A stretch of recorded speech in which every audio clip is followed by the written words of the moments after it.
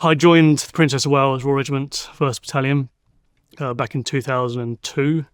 But being a child, I knew the army was for me. My grandfather was in the military, and I had friends. My mother's friends joined the army as well. So growing up, I knew being in the army was what I wanted to do.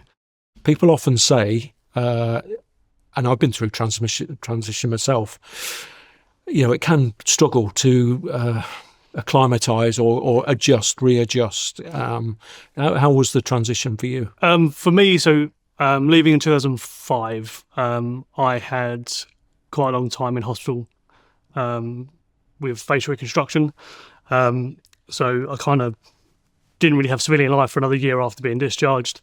And then I kind of went into myself. I was in denial for a very, very long time, almost like I didn't serve.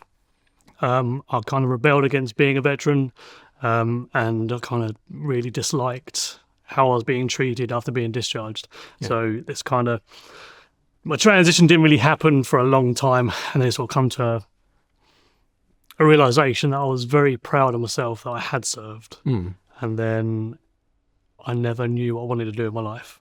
Okay, so then how did you become involved with Opnova and Forces Employment Charity? 2022, my daughter was born, and I kind of suffered quite bad with flashbacks and things like that. Started using and drinking quite heavily. Was later arrested for something I did a year prior. Having told them I was a veteran, straight away the lady behind the desk at Maidstone Police Station was like, okay, I know who to contact. So went through the system. It was days after being arrested. I had a phone call. I hope we're Opnova. We can help you through being in the justice system. I was like, okay, that's fine. And then had a meeting with some chap down in Battle. I used to go to a veterans growth meeting, do outdoors gardening, whatnot. Yeah. And he came down, told what it was all about, and then that was me with Opnova, and it was pretty brilliant from day dot. So yeah. And what kind of support did they offer you then?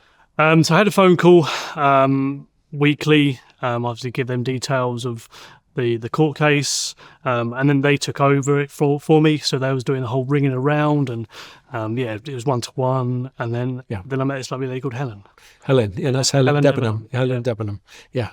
I had a period of sobriety for sort of 9 months, and I catastrophically relapsed in June 2 years ago, a year and a half ago, and I was AWOL for like 17 days.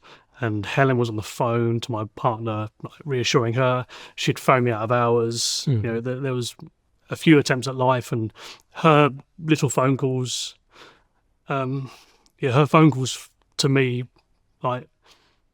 she saved my life.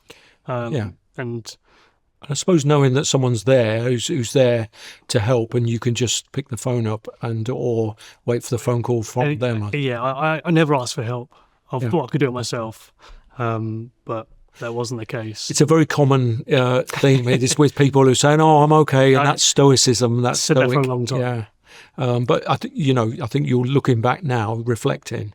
It was probably one of the best decisions you ever made. Well, I can ask for help now. I'm this far down the line now that I can't do this by myself.